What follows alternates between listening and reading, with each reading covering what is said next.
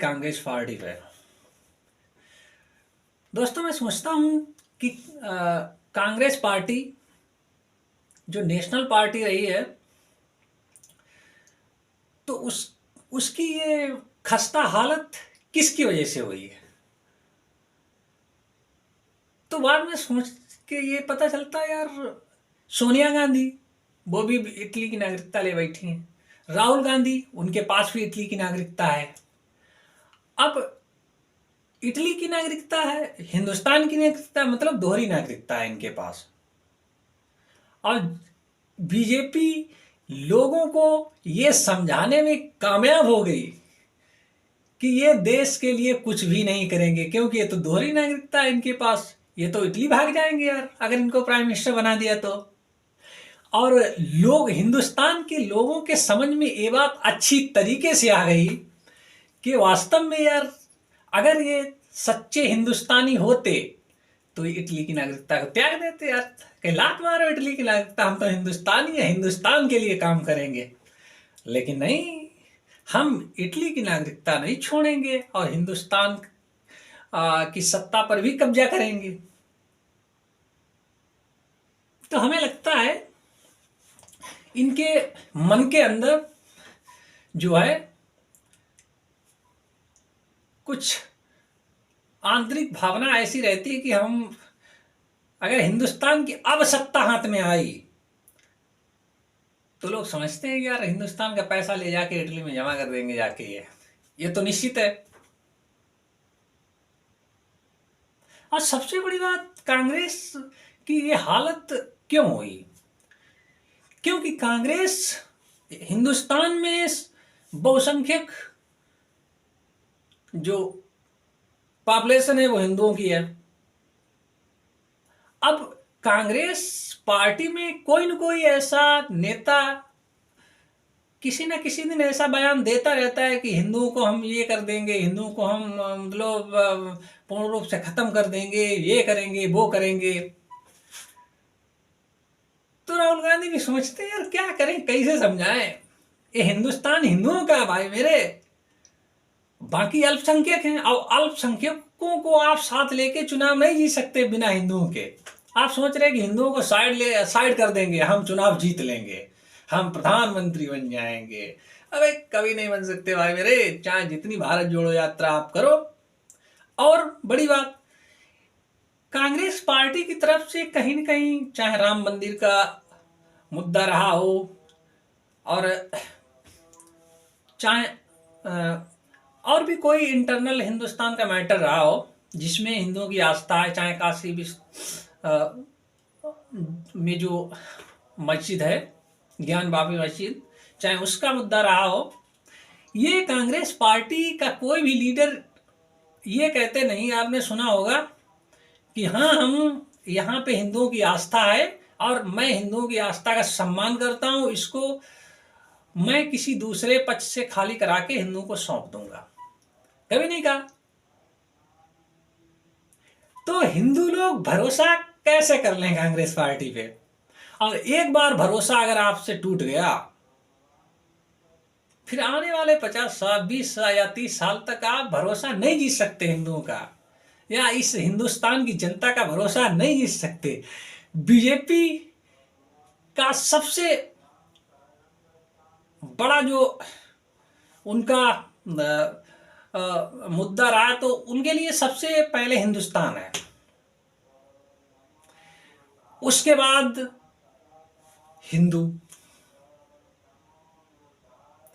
और लोगों को भी पता है कि यार जिसके लिए देश पहले है तो वो देश का डेवलपमेंट करेगा, देश का विकास करेगा। तो यार काहे हम किस ऐसी पार्टी को वोट दें जो हमारे देश के लिए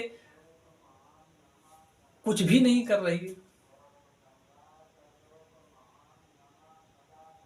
भाई लोगों को लगना चाहिए कि यार राहुल गांधी देश के लिए ये कर रहे हैं, राहुल गांधी ने देश को इतने ऊंचाइयों तक पहुंचा दिया, राहुल गांधी अपने देश के लिए पाकिस्तान से भिड़ गए, राहुल गांधी हमारे देश के लिए चाइना से भिड़ गए।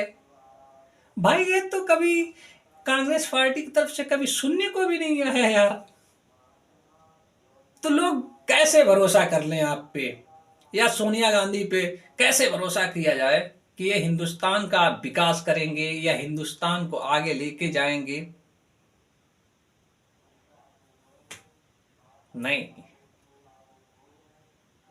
और हिंदुस्तान की जनता का एक बार भरोसा अगर आपने तोड़ दिया, फिर आपको कम से कम 50 साल तो लग जाएंगे भरोसा जीतने में। कुछ ऐसा काम करो जिससे लोगों के मन के अंदर ये लगे कि यार ये तो बेस्ट है। और बीजेपी में ये शुरू से जब से पार्टी बनी उसके बाद से अब इस समय प्रेजेंट टाइम कम से कम 10 साल या 15 साल हो गए, तब से लोगों का जबरदस्त भरोसा उन्होंने जीता और काम किया उस पर। उन्होंने इस बात पे काम किया कि कैसे हम लोगों का दिल जीत सकते हैं, और जीता।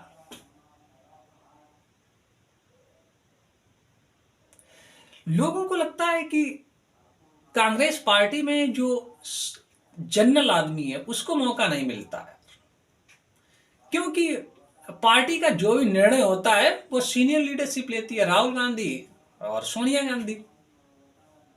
और साइड में एक नाम और आता है, प्रियंका गांधी का।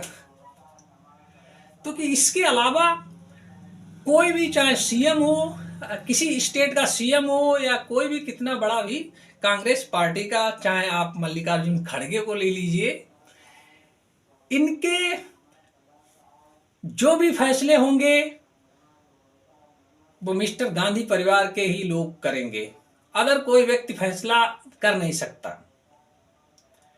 तो ये लोगों को भी लगता है कि यार ये तो गलत है ना यार, जनरल आदमी को, जो आम आदमी, इसको मौका ही नहीं देंगे, ये तो पीएम बनने का, ये तो राहुल गांधी बनेंगे या सोनिया गांधी या प्रियंका गांधी। अब परिवारवाद सबसे खतरनाक होता है, ये बात बीजेपी ने हिंदुस्तान के लोगों के दिमाग में डाल दी, अब कामयाब भी हो गए वो।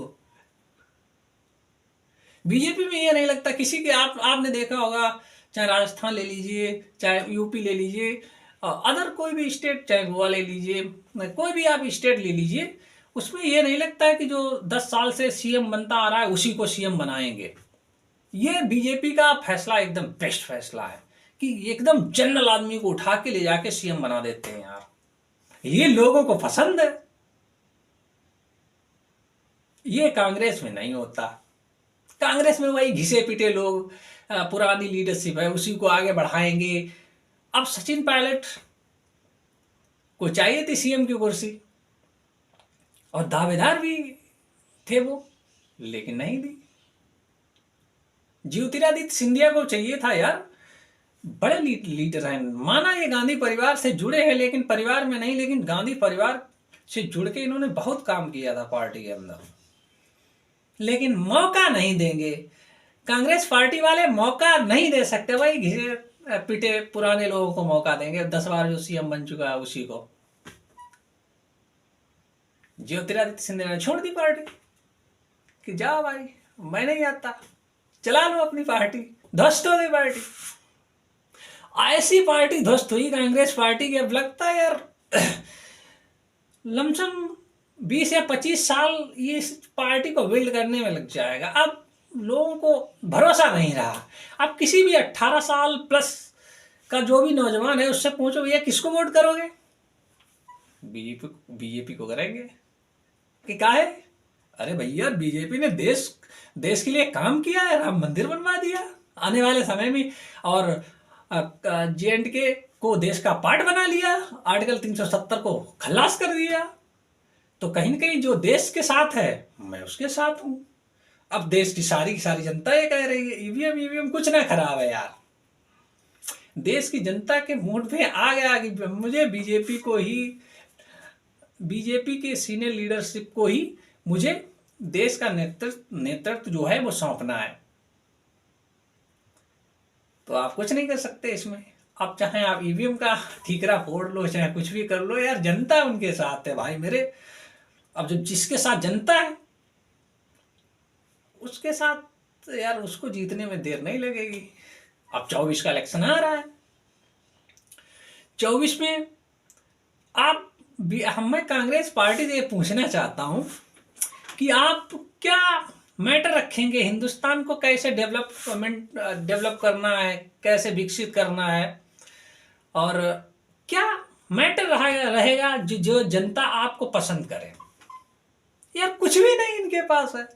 अभी तक पार्टी ये डिसाइड ही नहीं कर पाई कि क्या हमारे मैनिफेस्टो में रहेगा जो हम लोगों को दिखाएंगे, आकर्षित करेंगे। इससे कुछ भी नहीं। बीजेपी का स्टैंड क्लियर है, पहले देश रहेगा और देश रहेगा, फिर उसके बाद बाकी सब लोग रहेंगे, पार्टी भी रहेगी। और जब जिसके लिए पहले देश रहेगा तो देश के लोग भी उसके साथ रहेंगे। आप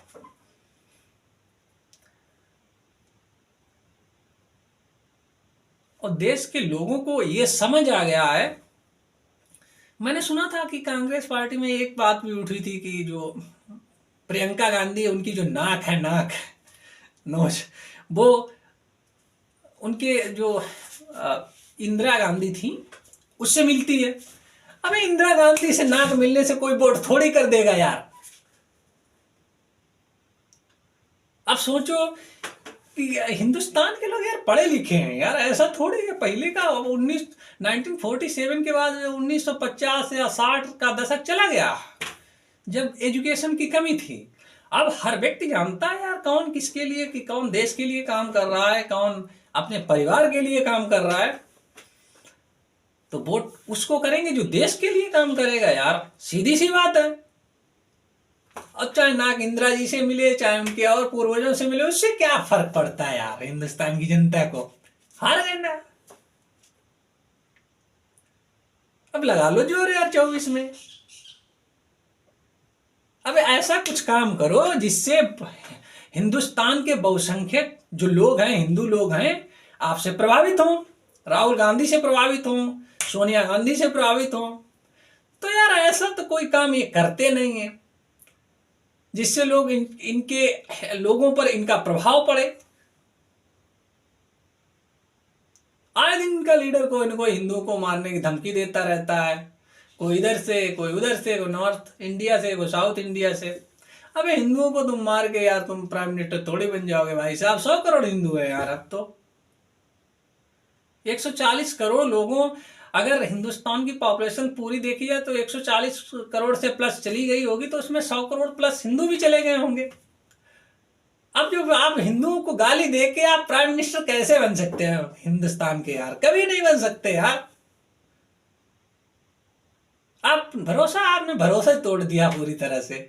बीजेपी को ये बात अच्छी तरीके से पता है कि अगर हमको देश में चुनाव जीतना है तो हिंदुओं का जो भी है काम है उसको प्राथमिकता देनी होगी यार, तभी तो लोगों का आप दिल जीत पाओगे। अब ये मान लीजिए उन्होंने हिंदुस्तान में 2028 तक पूरा राशन फ्री कर दिया। अब राशन फ्री कर दिया, अब जाहिर सी बात है यार, अब जिसको कुछ जनता को जिसमें सहूलियत होगी, जिसमें फायदा होगा, जाहिर सी बात है उसी को वोट करेगा यार। तो मुझे नहीं लगता है भाई कि कांग्रेस पार्टी को मेहनत करनी चाहिए और इस बात पे काम करना चाहिए कि लोगों का भरोसा कैसे जीता जाए, लोगों के दिलों को कैसे जीता जाए। पार्टी तो आगे बढ़ती रहेगी यार, ये नहीं देखना है कि इसमें इस स्टेट में कौन सा मतलब कैंडिडेट उतारना है, उसको लोग वोट करेंगे। इस स्टेट में ये अरे कैंडिडेटों से मतलब नहीं है यार। मेन चीज होती है तुम्हारे अंदर कुछ ऐसी क्वालिटी होनी चाहिए जिससे लोग तुम्हें पसंद करें।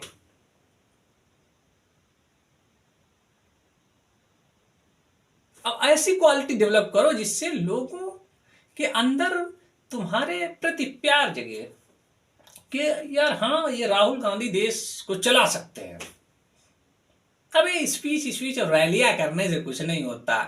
कुछ ऐसा करो सोशल मीडिया पे जिससे लोग समझें कि यार वास्तव में ये तो देश का डेवलपमेंट करेंगे, देश का विकास करेंगे, ये हिंदुस्तान के साथ है, हिंदुस्तान के लोगों के साथ हैं ये पार्टी।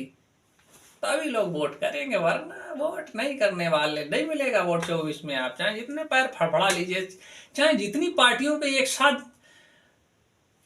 मिला के और चुनाव लड़िए। पार्टियों से चुनाव, सारी पार्टियों को इकट्ठा करने से चुनाव थोड़ी जीते जाते हैं। भरोसा जीतो। पहले सबसे मेन चीज है ट्रस्ट। लोगों को आप पे भरोसा होना चाहिए। और जितने भी बागी हैं कांग्रेस के, वो बीजेपी खट से पकड़ लेती है कि आ जाओ बेटा, आ जाओ, आ जाओ, हम देंगे ना तुमको यार, बड़े उच्च उच्च पद आपको देंगे, हम बैठाएंगे आपको यार। कांग्रेस ने निकाल दिया तो छोड़ो, सॉरी, छोड़ो कांग्रेस पार्टी को, हमारे साथ आओ, मिलो, हम गले से लगाएंगे। ये काम बहुत अच्छा यार, ये लोगों को पसंद है। और बीजेपी में ये भी होता है कि कितने भी सीनियर लीडरशिप हो, तो जो भी एकदम आम आदमी जाता है, वो उठा के उसको बड़े पद पे बैठा देते हैं। किसी को सीएम बना दिया, किसी को मतलब सिंपल सी बात है, मतलब बड़ी पोस्ट पे ला देते हैं। किसी को खेल मंत्री बना दिया, किसी को ये मतलब मंत्री बना दिया। मतलब कुछ भी हो, ये कुछ भी करके लोगों को, एकदम आम आदमी को ले जाके एक सीट पे बैठा देते हैं यार। हाँ, यही लोगों को पसंद है कि यार देखो मेरे बीच का बंदा गया और उस स्टेट का सीएम बन गया या स्पोर्ट मिनिस्टर बन गया। तो ये लोगों को पसंद है। ये कांग्रेस पार्टी में नहीं होता। कांग्रेस पार्टी भाई घिसे पिटे लोगों को, बुजुर्ग लोगों को जो 80 साल के 70 साल के, उन्हीं को ये बनाएंगे, उन्हीं को खेल मंत्री, उन्हीं को डिफेंस मिनिस्टर बनाएंगे, उन्हीं को गृह मंत्री बनाएंगे यार। ये नहीं होता यार। जमाना गया, पुराना जमाना गया, अब नया युग आ गया। नए हिसाब से नौजवान को बनाइए आप, जिससे लोगों को लगे कि आप, वाह, ये मेरे लिए काम करती है पार्टी। तो कांग्रेस पार्टी वालों, मैं आपको बताना चाहता हूँ, सबसे पहले आप ये झुंड मत बनाइए, आप लोगों का भरोसा जीतिए यार। और जब तक आप लोगों का भरोसा नहीं जीतेंगे, आपको सफलता नहीं मिलेगी 2050 तक। ये मैं लिख के देता हूँ, बताओ। तो दोस्तों, मेरे कहने का मतलब यही था। और मेरा सुझाव यही रहेगा कि आपको जो लगे, जो अच्छा, मैं किसी पार्टी का